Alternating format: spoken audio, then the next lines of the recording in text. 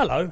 Now, if you follow me or if you're like-minded, you too will believe that Zach Polanski is stark raving mad. However, there's a couple of things he really does hone in on and is very popular with his supporters. For instance, he will say this a lot, and he will say it loudly. It is time to tax the rich! Okay, Zach, calm it down a notch, me old mate. But they do love to say this a lot, don't they? Tax the rich. Well, they do not like people making money, people making a success of themselves, individuality, capitalism, the idea that if wealth is being created, that it's not being shared equally amongst everybody, irrespective of whether they've contributed to making that wealth or not. And they are incredibly envious. And of course, there's a huge cohort of constituent members amongst the population that too are envious of this. And they fall into a couple of groups, really. Some are people that are very hard up and would love to have some of that cash. And some are the children of very wealthy people who feel guilty that daddy gave them a good life. But anyway, let's look into this a little deeper and find out why it's all a ruse and absolute horseshit. Well, I made some notes because I wanted to do some actual research when it came to this subject, because a lot of people, and understandably so, just don't like the idea of a lot of wealth going in one direction because it feels unfair and unjust. And unfortunately, peeps, so is life. You are dealt the cards you're given, and sometimes you are given a very nice hand and sometimes you're not. And sometimes you're not given a very nice hand, but you turn it into a winning hand all the same. And it's those people that I generally support. Because why not? Why, as a country who want to be successful, who have been successful in the past, why would you not support that? So I'll just read from my notes. So, 1% of the UK population pays 29% of all income tax. 10% of the population pays 66%, which is 2/3 of all income tax. And 44% of the population pay almost no tax at all. So, this is what people actually have to look at and understand about people making more money. Someone earning £25,000 per year pays £2,500 a year in income tax, whereas someone earning £150,000 a year pays £54,000 a year in income tax. What that means is that someone who is earning 6 times the amount of money is paying 20 times the amount of tax. And that is the cold, hard facts. So instead of all these calls for tax the rich, hey, shut up, understand that we already do. The rich pay a phenomenal amount of tax. We need them. And they are leaving. Millionaires are fleeing the country in droves. We don't support entrepreneurs in the UK. We don't support businesses, we tax them up to the eyeballs, and the harsh truth is this country needs them more than they need this country. I come from a working class background. I mean, many people tell me that I'm not working class. I'm not ashamed to say that I am, and I'm not ashamed not to be. In fact, the whole class system is a wank sock. But one thing I would say is that traditionally I've been in and around people who have been without money, and money is a commodity that doesn't come easy to them. And I've also later in life been around people with plenty of money, and wealth does gain wealth, it's obvious. But I would say 99% of the people that I know that have made wealth for themselves and their family have done so through one route and one route only: hard work. Hard work and intelligence, and a combination of the two, plus a fair amount of luck. And along the way, they've encountered a lot of cuts and bruises. Some people I know some very successful people that I know, have at least on one occasion lost absolutely everything. Now, if you are in the pits of despair and you barely have enough money to feed you or your children, or if you're working 3-4 jobs and the same is applying, then I understand that you look at those that have a very comfortable life and see, I want some of that. Now, unfortunately, that's not how God made planet Earth. And one thing we can do is we can see the benefit of having wealthy people around. And the benefit is that if they are contributing into the tax system, which the vast majority of them are, and by the way, don't get carried away with listening to someone like Zach Polanski or tell you there are billionaires that are paying absolutely no tax. Sure, there are. It's an incredibly small minority, really small minority. The vast number of millionaires and some billionaires are paying an enormous amount of tax, and they are contributing to the country coffers. The people you can blame are the people that are in charge of spreading that money around and the way that they are doing it. Currently, we've got a Labour Party that seem hell-bent on giving as much of it away to people that have never contributed to the tax system. It's not about taxing the rich. If you get carried away in this, it's an emotional sense. It's an emotional thought. You're being driven by an emotion, quite often envy, and in some cases, particularly when it comes to many of Zach Polanski's supporters, hate. The same people that will say things like hate, not hope, are the very people that are driven by hate. And the idea that there is hope out there scares the living crap out of them, because if there is hope, then it takes away all of their political equity. It really does. It's very straightforward. We need millionaires, and we need millionaires to contribute to the tax system. We just need to take what's in the system and use it appropriately.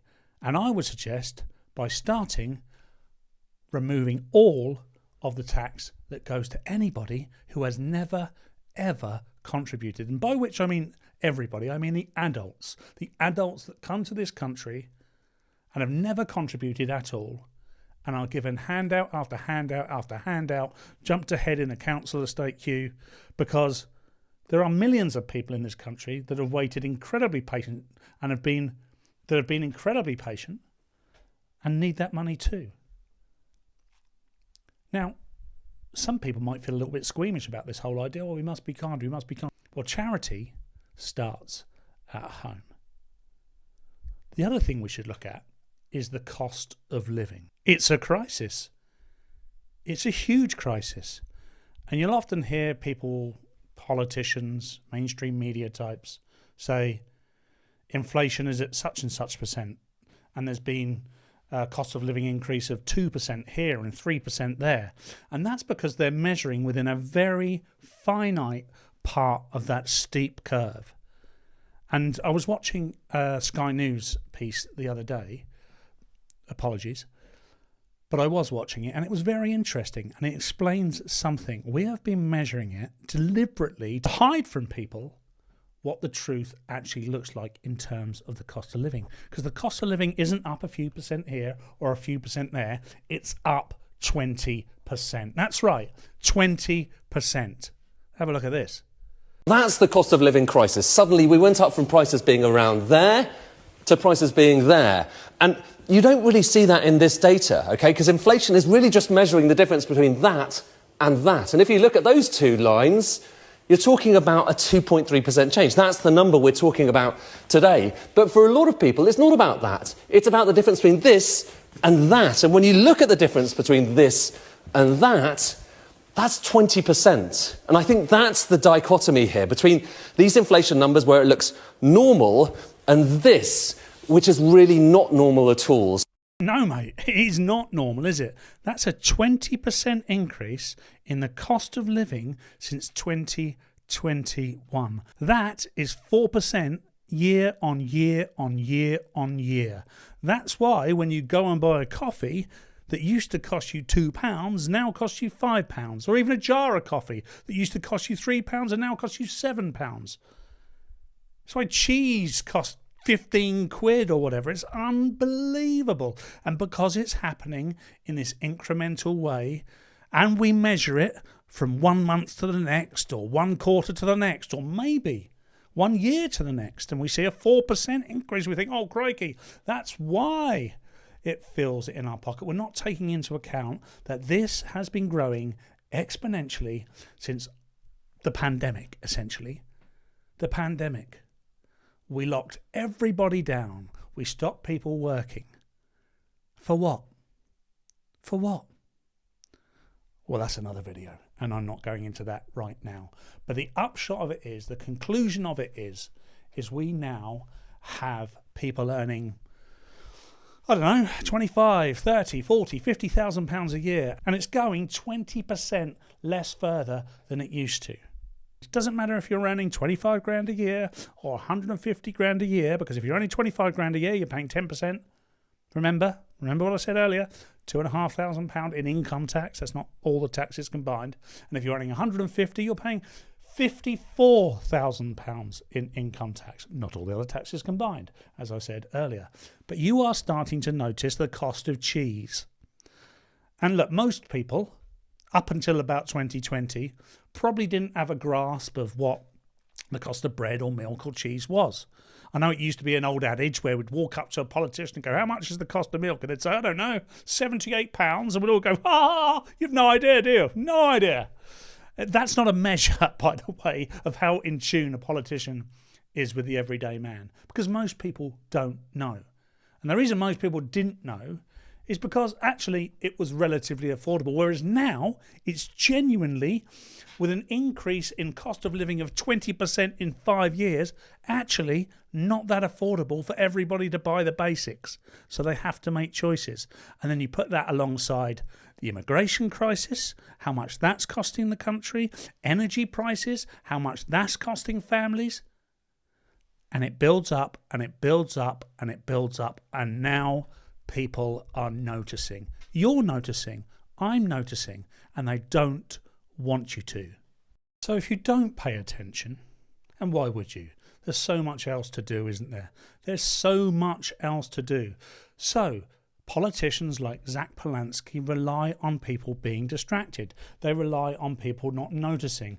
And then they can give speeches like this. Friends, there are over 300,000 people in this country sleeping homeless. There are 2.3 million people using food banks. There are over 3 million people living in fuel poverty. And Keir Starmer, his response? It's time to make difficult decisions. Why are these always difficult decisions for children living in poverty? Why are they always difficult decisions for disabled people, for migrants? Why are they not difficult decisions for multimillionaires, for billionaires, for fossil fuel giants, for unscrupulous landlords? It is time to tax the rich. It's cliche after cliche after cliche. Tax the rich, disabled people, minorities, fossil fuel companies. They're all dog whistles to these people. They get ever so excited. Yes, I'm one of those people, or I care about those people. By the way, the idea that if you don't engage or enable this type of politics, it doesn't mean you don't care about people. There is more than one way to skin a cat. Zach Polansky is talking about socialism, and sometimes, just sometimes, about pure Marxist communism. And that, ladies and gentlemen, is a whole other video. But I know I'm talking to an educated bunch, and you know as well as I do that there are no good cases of pure socialism or communism anywhere on earth. It's led to mass murder under Mao. It's led to mass poverty and deaths in places like Venezuela. It doesn't work. And whether we like it or not, capitalism is the best of a bad bunch. And it's the one thing that's been proven to work for many, many people. It will drag the poorest from poverty and make them well off. And in doing so, will feed down, not trickle down. Don't get all excited and get your knickers in a twist. I know that trickle-down politics, in its purest sense, doesn't really work. It's about the distribution of that wealth. And it's about who puts in, who doesn't put in, and encouraging people to work and look after them and their family. Charity starts at home. And that rather neatly leads me on to the welfare state. The welfare state. People on the left and the right of politics support the welfare state. The welfare state is there as a safety net to catch those on hard times. But for many, many, many years, the welfare state has ballooned in size and essentially supports every illegal migrant that comes into the country and claims benefits. And they can. Whether they can claim it in the traditional sense, they are taking money from the welfare state and it's going into their pockets, or it's going into feeding them, housing them, giving them heating, water, doctor's appointments. That's coming from the welfare state. Or there are some work-shy shirkers, British-born, homegrown beauties that have never done a day's work in their life. And this is contributing to a huge problem, because those people aren't working and people like you and I are working. We're putting it in and it's not going as that safety net. It's going to support these people. And this is a noticing exercise again. Many people are starting to notice. You might be looking at this and thinking, Paul, we've always noticed. Well, let me tell you something. Zach Polanski would not be as popular as he is, 16% in some polls, if people had noticed. But don't take my word for it. This has been a problem for many years across the Western world. Let Dr. Friedman talk to us about it. The thing about the welfare state is that when you start on this route, everything goes fine. To begin with, you are imposing taxes on 90% of the people, small taxes, and are able to give considerable benefits to 10% of the people. But the problem is that as time goes on, more and more people come in and either express a desire or are given a chance at a part of the proceeds. So you gradually get to the position where 50% of the people are providing benefits to other 50% of the people, and then you ultimately get to the position where 100% of the people are paying taxes in order to provide benefits to 100% of the people. And you are then in that situation, which Frederick Bastiat described so well 150 years ago, when he said that government is that fiction whereby everybody believes he can live at the expense of everybody else. Everybody believes they can live at the expense of everybody else. That could be the Green Party slogan right now. That's exactly what they're asking for. When they say tax the rich, when they say that billionaires are evil, what they're saying is they want their money, because they are building a cult-like audience who believe that they can suckle from that teat. And I didn't want to put that image in your mind of Zach Polanski leaning over the audience and saying, take some. But I've done that. Thank me later. Look, it doesn't work. They've tried to work it before. There's a huge void in British politics now, and it's being filled by two people. Nigel Farage and Zach Polanski. The convention is dead. Long live the new phase. But what's going to happen? What choice are you going to make? Are you going to go with Zach and his magic teat that he's hypnotised bigger for us all to enjoy? Or are you going to go for back to basics, British values, for British people? If you want to come here, you've got to work hard. You've got to fit in with us. It's not the other way round. That is not far right. Don't let people tell you that's far right. And if they do tell you it's far right, who cares? It doesn't mean anything anymore. It's like being called bigoted or racist. It means nothing. All it means is that those people who are genuinely bigoted and racist are free to get away with it because of people like Zach Polanski and the hard left. Whew. Well, That was more of an educational than a funny video, but it's something I've been wanting to get off my chest for a while because I think it's really important that people understand this whole tax the rich, billionaires are evil thing is just a cultish scam. It genuinely is. And I hope if you're on the fence, I've gone some way to persuading you otherwise. And if not, I hope you enjoyed the video. I certainly enjoyed making it. There's plenty more where this one come from. Please like, subscribe and share. Go to my Substack. You can sign up and contribute towards my living by paying £5 a month or £50 for the year. That's capitalism, baby. And until next time, keep it real.